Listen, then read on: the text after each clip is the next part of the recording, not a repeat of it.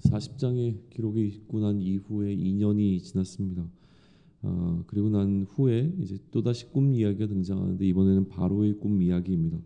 바로가 꿈을 꾸었는데 자기가 나일 강가에 서 있을 때에 아름답고 살찐 7암소가 강가에 올라와 길gat에서 풀을 뜯어먹고 또 그 뒤에 흉하고 파리한 다른 7암소가 강가에 나일 강가에 올라와서 그 소와 함께 나일 강가에 있다가 흉하고 파리한 소가 아름답고 살찐 7소를 잡아먹는 꿈을 꾸게 된 겁니다. 그리고 그 꿈을 꾸고 바로 깨었는데 깨었다가 다시 잠이 들어서 또 꿈을 꾸게 된 것이죠. 이번에는 한 줄기에서 무성하고 충실한 7이삭이 나오고 그 후에 또 가늘고 동풍에 마른 7이삭이 나왔는데 이번에는 그 가늘은 7이삭이 무성하고 충실한 7이삭을 삼켜버리는 꿈이었습니다. 이 꿈을 꾸고 또 바로가 잠에서 깨게 됩니다. 모든 애굽에 있었던 점술가와 해몽가들을 불러서 현인들을 불러서 자기 이 꿈에 대해서 이제 해석을 맡겼는데 아무도 해석할 수 있는 사람이 없었습니다. 그때 이제 구절에 보게 되면 술 맡은 관원장이 자신의 죄를 고백하는 형식으로 이야기를 꺼내죠. 내가 오늘 내 죄를 기억합니다라고 이야기를 시작하는 건 뭐였냐면 2년 전에 다시 얘기하면 40장에 있었던 이 사건에 관해서 바로에게 고하는 거였습니다. 자기와 떡 굽는 관원장이 꿈을 꾸었는데 그 꿈을 이제 요셉이라고 하는 히브리 청년이 해몽해 주었고 그 해몽대로 되었다라고 하는 것이죠. 그러니까 해석한 대로 되었다. 이게 중요한 겁니다. 그 해석대로 되니라고 이야기를 하는 겁니다. 꿈의 해석에 있어서 가장 중요한 것은 그 해석대로 되는가라고 하는 것이죠. 바로가 이 말을 듣고서 요셉을 불러옵니다. 그래서 바로 앞에 요셉이 서게 되니까 바로가 요셉에게 자신의 꿈 이야기를 하죠. 내가 한 꿈을 꾸었는데 그것을 해석하는 자가 없었다. 내가 들었는데 너는 꿈을 들으면 능히 푼다고 하더라라고 이야기를 합니다. 여기서 또 중요한 이야기가 등장하죠. 너는 꿈을 들으면 능히 푼다 하더라라고 이제 이야기를 하니까 요셉의 대답이 내가 아니라 하나님께서 바로에게 편안한 대답을 하실 겁니다라는 이야기를 하게 됩니다. 여기서 이제 편안한이라고 하는 것이 이제 그러니까 뭐라고 그러죠? 그러니까 바로가 충분히 그러니까 이해할 만한 그러니까 뭐라 그러죠? 그러니까 그 꿈을 하나도 이제 의심함 없이 그러니까 꿈에 대한 의구심이 없이 잘 풀어줄 것은 내가 아니라 바로 하나님께서 당신의 꿈을 당신에게 잘 풀어주실 것입니다라고 하는 이야기를 하는 것이에요. 그리고 이제 바로가 앞서 얘기했던 그 꿈에 관한 이야기를 다시 한번 요셉에게 들려줍니다. 몇 가지 좀 추가적인 정보가 좀 주어지긴 하지만 거의 동일한 이야기를 요셉에게 들려줍니다. 그리고 그 꿈의 이야기를 들은 요셉의 해석은 이겁니다. 바로 당신이 두 가지의 꿈을 꾸었지만 결국은 한 가지입니다. 그 한 가지는 하나님께서 바로에게 그러니까 당신에게 하실 일을 하나님이 보여주신 것입니다라고 이야기를 풀어가죠. 7 좋은 암소도 7회이고 7 좋은 이삭도 7회라고 이야기를 합니다. 그 후에 올라온 파리하고 흉한 소도 마찬가지로 7년이고 동풍에 말라버린 속이 빈 이삭도 7회라고 이야기를 합니다. 다 이게 7년인데 근데 이 파리하고 흉한 또 동풍에 말라버린 7이삭은 흉년이라고 설명을 하는 것이죠. 그래서 이렇게 설명을 합니다. 하나님께서 바로에게 알리시는 하나님의 일은 이것인데 온 애굽 땅에 7회의 큰 풍년이 있겠고 그 후에 7회의 흉년이 들 것이라고 하는 것이죠. 그래서 애굽 땅에 있었던 풍년을 다 잊어버리게 되고 기근으로 망하게 된 상황이 올 것임에 관해서 하나님께서 두 가지 꿈을 가지고 이 한 가지 사건을 말씀해 주신 것입니다라고 이제 해석을 합니다. 그래서 이제 32절에 보게 되면 하나님께서 이렇게 두 번이나 같은 일에 대해서 꿈으로 알려주신 것은 무엇이냐면 속히 이 일을 행하실 것이라고 하는 그 긴박성에 관해서 얘기를 해주신 거라고까지 꿈을 해석을 합니다. 그리고 요셉이 제안을 하죠. 그 제안이 33절로부터 시작이 되어지는데 바로께서는 명철하고 지혜 있는 사람을 택하여서 애굽 땅을 다스리게 하십시오라고 하는 제안이었고요. 또 나라 안에 감독관을 두어서 7해 풍년 동안에 애굽 땅의 5분의 1을 걷어 들여서 장차 올 이제 흉년을 대비하라고 이야기를 합니다.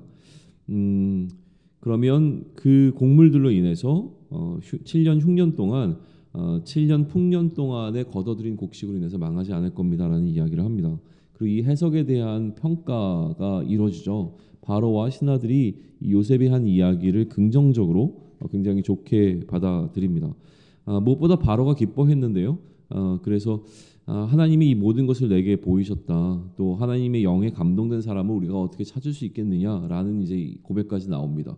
그리고 하나님께서 이 모든 것을 너에게 보이셨으니 너와 같이 명철하고 지혜 있는 자가 없다. 그래서 이제 네가 내 집을 다스리라라고 하는 이야기가 주어집니다.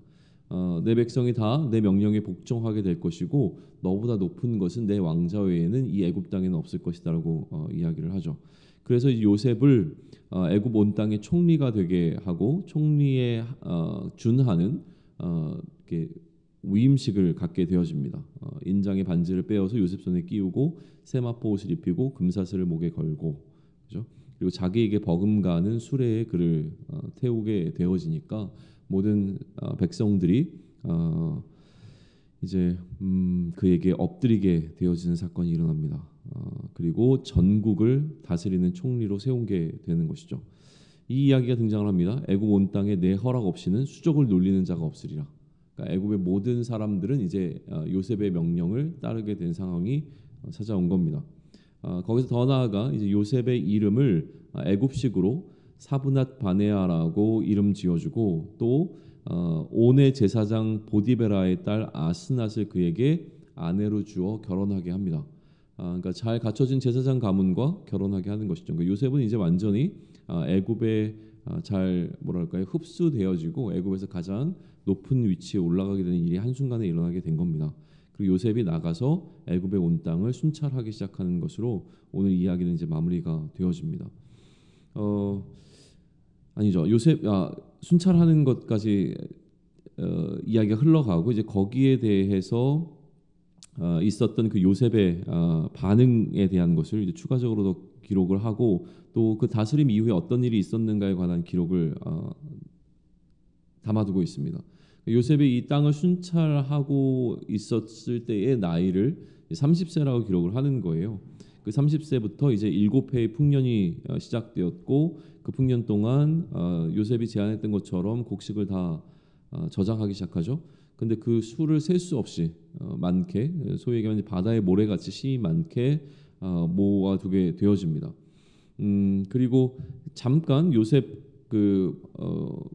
흉년이 시작되기 전에 요셉의 가정에 있었던 그 자녀들이 태어나는 일에 대한 기록이 50절부터 기록이 되어지는데 장남의 이름을 므낫세라고 하였고 이 므낫세의 뜻은 이제 하나님이 내게 내 모든 고난과 내 아버지 온 집의 일을 잊어버리게 하셨다라고 하는 뜻이 있었고 차남의 이름은 에브라임이라고 하죠. 근데 에브라임의 이름은 하나님이 나를 내가 수고한 땅에서 번성하게 하셨다라고 하는 뜻을 갖고 있습니다.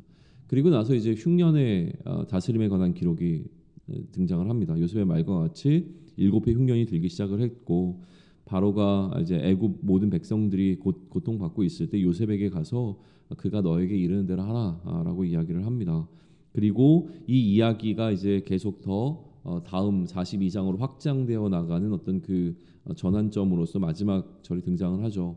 단지 애굽에만 이런 기근이 든 것이 아니라 전 모든 나라들의 기근이 찾아왔고 그래서 각국 백성들도 양식을 사기 위해서 애굽으로 찾아 들어오게 되어지는 상황이 펼쳐지게 된 것, 그것이 이제 이후 펼쳐지게 되는 이야기의 배경이 되어지기도 하죠. 어쨌든 이렇게 41장은 기록되어져 있습니다. 지금 이제 41장까지 흘러오고 있는 요셉의 이야기를 놓고 봤을 때 우리가 계속 주목하고 있는 것은 무엇이냐면 요셉의 믿음이라고 하는 부분입니다. 요셉은 지금 계속 철저하게 이전에 어떤 족장들도 하나님께 보이지 않았던 하나님을 향한 철저한 신뢰를 보이고 있는 것이 굉장히 특이한 상황입니다. 무엇이냐면 요셉은 아브라함이 보였던 것처럼 하나님을 향해서 무언가 불편한 태도를 보이지도 않고 하나님을 향한 철저한 신뢰와 믿음 가운데 그가 행하고 있다라고 하는 평가를 내릴 수 있을 것 같다는 이야기죠. 자신의 상황이 어떠하든지 자신의 상황이 하나님의 꿈이 하나님의 약속이 이루어지지 않을 것 같은 그런 상황에도 불구하고 전혀 하나님을 향해서 의심을 보이고 있지 않다라고 하는 거예요. 이거는 마찬가지로 야곱이 하나님과 그의 믿음을 놓고 씨름했던 장면처럼 무언가 그런 장면도 등장하지 않고 있다는 거예요. 철저하게 지금 요셉은 어떤 느낌을 주냐면 계속 하나님을 의지하고 하나님과 동행하고 있는 삶이 어떠한 것인가라고 하는 것을 보여주는 형식으로 기록되어지고 있다라고 하는 것이 이전에 등장했던 족장들과는 차이점이 좀 있어 보이는 부분입니다. 애굽에 온 지 벌써 12년에서 13년 정도가 지난 상황입니다. 이런 상황이라면 짧지 않은 시간인데 이 시간 동안 오늘이 오기까지 요셉에게 만약 내가 잘못되면 어떻게 할까? 하나님은 나에게 관심이 있을까? 라고 하는 어떤 이런 고민들의 기록이 등장하지 않고 있다라고 하는 것이죠. 하나님이 하나님이 주신 것으로 알고 있는 자신의 꿈이 있는데 그런데 이 꿈은 전혀 현실이 되어질 것 같지 않은 그렇지 않은 방향으로 가고 있는 상황 가운데서 혹시라도 이 꿈이 이루어지지 않을 것에 대한 불안한 마음이 요셉에게는 보이지 않는다는 거예요. 요셉의 이러한 확신은 주변 사람들에게까지 영향을 미치기 시작을 합니다. 바로와 신하들이 인정하게 되는 것이죠. 그 주변 사람들로부터 요셉은 인정받는데 인정받는 것이 무엇이냐면 그에게 하나님의 영이 감동되어 있고 또 하나님께서 그에게 모든 것을 보이신다. 그러니까 하나님의 꿈을 꾸는 자이고 하나님께서 그와 함께 하시는 자라고 하는 사실이 요셉뿐만이 아니라 그 확신이 얼마나 강했으면 주변에 있는 모든 사람들도 요셉이 그러한 자로 인정하는 그러한 삶을 지금 살아내고 있다라고 하는 것이죠. 그리고 이 요셉의 믿음은 전염성을 갖고 있습니다. 그러니까 공포가 흔히 전염성을 갖고 있다고 하죠. 누군가가 불안해하고 공포를 느끼기 시작하고 걱정하기 시작하면 주변에 있는 사람들도 따라가게 되어집니다. 그러나 오늘 우리가 보게 되는 것은 무엇이냐면 이 믿음도 전염성이 있는 겁니다. 요셉 한 사람의 믿음으로 말미암아 바로와 신하들뿐만 아니라 이것은 온 애굽 사람들에게 믿음이 되어지는 사건으로 확대되고 있는 것을 보게 되어집니다. 요셉의 이러한 믿음에 근거한 말이 훨씬 더 권위를 얻게 된 것은 무엇이냐면 그 믿음이 실제가 되어진 겁니다. 그의 해석처럼 된 것이죠.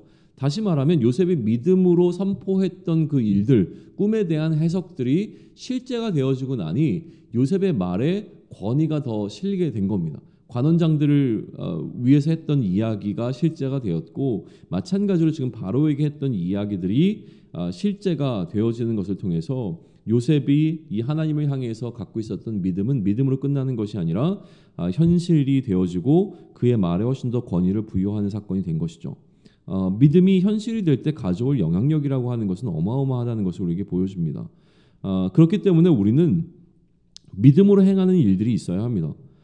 믿음으로 행한다라고 하는 것은 꿈꾸는 자가 된다라고 하는 것으로 우리는 이해해 볼 수 있을 것 같습니다. 나에게 주신 하나님의 꿈이 있고 이 꿈이 하나님이 주신 것이라고 하는 것을 신뢰하는 믿음으로 이 꿈이 현실이 되기를 기다리면서 사는 삶, 이게 바로 믿음의 삶을 살아가는 사람이자 빌리버스라고 하는 것이죠. 하나님께서는 꿈을 통해서 요셉에게 약속을 주셨습니다. 그리고 이 약속을 주심으로 또 꿈꾸게 하십니다. 그러니까 하나님께서는 꿈을 통해서 요셉에게 약속을 주셨듯이 우리에게는 약속을 주심으로 우리를 꿈꾸게 하신다라고 하는 것이죠. 꿈꾸는 자로 살아간다라고 하는 것은 그 꿈이 이루어질 것을 믿는 믿음으로 살아가는 것입니다. 다시 얘기해서 우리에게 약속을 통하여 꿈을 주셨다라고 하는 것은 이 약속이 이루어질 것을 믿는 믿음으로 살아가는 삶인 것이죠. 믿음으로 행한다는 것은 비현실적인 상황 속에서도 이 꿈이 이루어질 것을 믿는 것을 의미합니다. 요셉과 같이 이 꿈으로 인해 내가 두려운 상황 가운데 처할 것을 인정하는 겁니다. 요셉이 꿈이 아닌 현실을 만약에 선택했다라고 한다면 요셉은 형들과 관계가 틀어질 것을 염려해서 형들의 잘못을 아버지에게 고하지 않았을 겁니다. 요셉이 꿈이 아닌 현실을 선택했다면 다른 형제들과 명백하게 튀는 채색 옷을 입지 않았을 것입니다. 요셉이 꿈이 아닌 현실을 선택했다면 그는 어떤 위험이 있을지 모르는 세겜으로 가지 않았을 겁니다. 꿈꾸는 자에게는 현실적인 가능성이 아니라 현실적인 어려움이 와도 이 꿈을 포기하지 않겠다라고 하는 믿음의 결단이 필요한 것입니다. 오해하지 말아야 할 것이 하나 있습니다. 그것은 무엇이냐면 이 모든 과정을 요셉이 굉장히 수월하게 받아들인 것이 아니라는 겁니다. 담담하게 받아들인 것처럼 읽혀질 수 있는 본문이지만 그러나 그 시간이 요셉에게는 굉장히 힘들고 어려운 시기였다라고 하는 사실을 우리는 놓치지 말아야 합니다. 20대 전부를 애굽에서 종으로 수감 생활을 했던 겁니다. 요셉에게 있어서 보석처럼 빛나는 20대의 전부를 그는 애굽에서 종으로 또 수감되어 있는 상태로 보냈다라고 하는 거예요. 아버지 야곱과는 차원이 다른 매임이 요셉을 힘들게 했을 겁니다. 그리고 이러한 요셉의 고통스러웠던 마음이 그의 아들들 이름에 담겨 있는 것을 보게 되어집니다. 장남의 이름을 므낫세라고 했습니다. 하나님이 내게 내 모든 고난과 내 아버지의 온 집 일을 잊어버리게 하셨다. 하나님이 내게 내 모든 고난과 내 아버지의 온 집의 일을 잊어버리게 하셨다. 여기에 그동안에 요셉 가운데 담겨 있었던 아픔이 고스란히 들어 있습니다. 힘들었던 모든 고난 그리고 아픔으로 남아있는 트라우마가 이제야 해결된 것입니다. 이전까지는 그는 이 모든 것을 통해서 고통받고 있었음을 우리는 충분히 느껴야 한다라고 하는 것이죠. 차남의 이름을 에브라임이라고 했습니다. 하나님이 나를 내가 수고한 땅에서 번성하게 하셨다. 그러니까 지난 시간들은요, 요셉이 수고했어야만 하는 시간들이었다라고 하는 거예요. 그냥 시간이 흘러갔던 것이 아닙니다. 그 시간 동안 그냥 책만 읽고 수감되어 있는 어떤 그런 모습을 우리가 기억해야 되는 것이 아니라 그의 모든 흘러갔던 시간들은 수고했어야만 하는 시간들이었다고 하는 것이죠. 하나님의 꿈꾸는 자로 살아가는 우리 그리스도인들의 삶에도 이 꿈으로 인한 고난과 그 고난으로 인한 트라우마가 우리를 힘들게 할 것이 분명합니다. 그리고 끝나지 않을 것 같은 이 고난의 연속과 더 깊어져 가고 있는 것처럼 보이는 어두움의 상황이 찾아올지 모릅니다. 이 상황 가운데 우리는 하나님께서 나에게 주실 므낫세와 에브라임을 기대함으로 우리의 현실을 믿음으로 인내하며 견디어내어야 합니다. 그러한 삶 살아내기를 또한 그리스도의 이름으로 축원합니다. 아멘.